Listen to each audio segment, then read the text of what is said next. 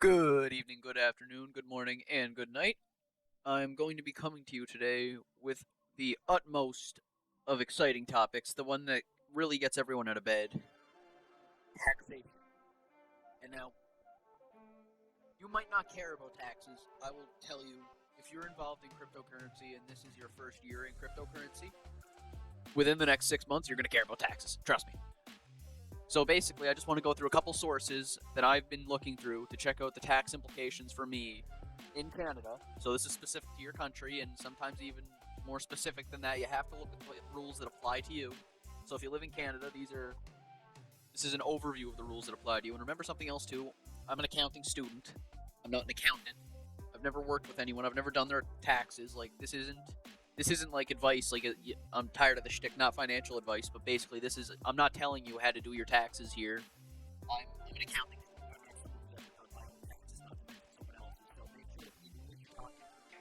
A tax professional, or at least someone who has a history of doing taxes. Preferably, you have someone else doing your taxes that knows this, and you're going to want to talk to them about this because if you come to them and say, "Hey, I have a bunch of cryptocurrency here," the day before tax season's up, they're not going to be too happy with you. So let's get into this to make sure that you can understand what you're getting yourself into with cryptocurrency, and so that you can be ready to pay this when the time comes. Because those governments sure seem to like our money. So the first source I've been taking information from here is the Gouvernement du Canada main site here, talking about guide to cryptocurrency in Canada. This is a great spot to start, and I'd recommend anyone in Canada who holds cryptocurrency go through this page because it pretty much covers everything that you'd need to hear in very boring terms, and I don't think, of course, it's the government talking about something that they don't really understand, so it's not as comprehensive as you'd like to be, but it's a very good start, and it can give you an idea of what might be heading your way. And one thing I like is how it introduces what a disposition is viewed as in Canada, and that's whether you sell a cryptocurrency, obviously, but that also includes when you trade it for another cryptocurrency. So let's say you have a huge profit on a cryptocurrency you bought. Say your Bitcoin's doubled in price, and then you say, okay, I want to move some of that into altcoins. If you move $500 of that into altcoins, you've now activated that $500 as a capital gain. It's now officially a taxable event. So basically, like, you're not avoiding taxes by keeping it in Bitcoin. Eventually, you'll have to pay the taxes, but when you do this, you're actualizing the tax in that year. So that's just something you need to be prepared for. When you're talking about taxes, you want to hold them off for as long as possible. So trading crypto for another crypto does result in a taxable event. I just want to hammer that home because I talked about that in another video. This one right here, actually. Check it out if you get a chance. So the next source I'll be looking at here is one from Coinly. It's titled Canada Crypto Tax Guide 2021. That's just a simple blog here that's constantly being updated here when new regulations being put out. And it introduces how crypto's taxed in Canada and the simple capital gain or income tax, and I'll get into that in a second. But and this is the article where they do a good job of introducing income tax versus capital gains tax, because you might not know what either of them means. And basically, when you're holding crypto, you want it to be a capital gain, because when it's a capital gain, it's only taxed. Only half of your profit is taxable. When you have a income, it's considered fully taxable, because then it's just considered like any other job. When it's a capital gain, half of that is considered taxable, and the other half is not taxable at all. So the one thing you need to know about when you're talking about either capital gain or income tax is whether you're running a business or whether you're holding your crypto for personal reasons. So when you're specifically talking about the business of mining, you need to think about whether mining is considered a hobby or whether you're in the business of mining. And this actually has more implications than you think. So you might just think right away, oh, I want to go hobby because, the capital gains, right? But look at this. No deductions allowed in this scenario. So power, equipment,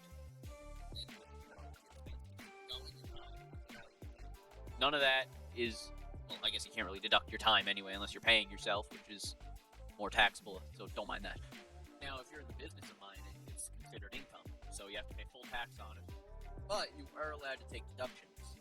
So your electricity, or any costs associated with mining, they say. So electricity, equipment, legal costs, custodial costs, anything like that. They talk about other things too, like chain splits and forks and holding crypto as an investment. Just a bunch of different things that you're going to want to look at here. But basically, this is when it comes to the mining implications. It's pretty simple. It's all about whether it's a hobby or whether it's a business, and you need to look at what's best for you. Because in the bull markets, it's probably better to be a hobby, but in the bear markets, where it's a lot of expense and a little bit of profit, it might be better to be making those deductions because you don't want to be paying tax on something you're seeing almost no profit on. So that's genuinely something that you need to consider and think about what the best situation for you is. And it depends on how you're running it too. It's not something you genuinely get to decide. It's something that if you're running your crypto as a hobby, you'll be able to consider it a business. But if you're running it as a business, you're not going to be able to consider it a hobby. That's just not how it's going to work for you. So you need to talk to your tax professional and someone who understands your situation, because I don't know you. I don't know what you're doing. So that's not something that I can advise you on. Before I go, I'll take a look at one last thing, and that is this article right here that talks about a wonderful idea that everyone should be looking at if you live in Canada, and that's a tax-free way to hold cryptocurrency.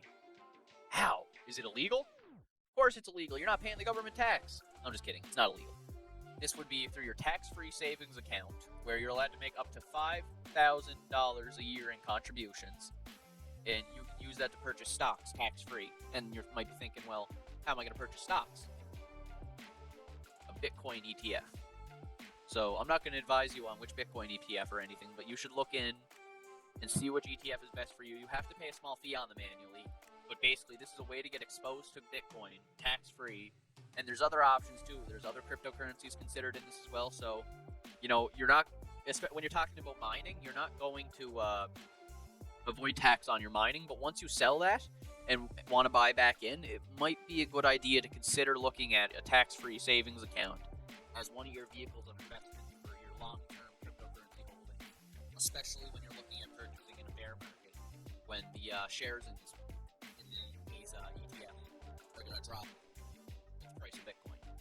Then this is just the Government of Canada link about a tax-free savings account. I'll leave this at the bottom. It's mostly just links and information. I'm not really going to get into this because, as you can see, it's a lot of crap and more crap past that. But this is just an introduction to give you some information and some of the resources that I've found on the internet to help me understand my tax situation. And it's something we're all going to need to understand in the coming months. So I hope you're ready for it. I hope you're making money. And I hope you're ready to lose some of that money to those greedy bastards up in the state.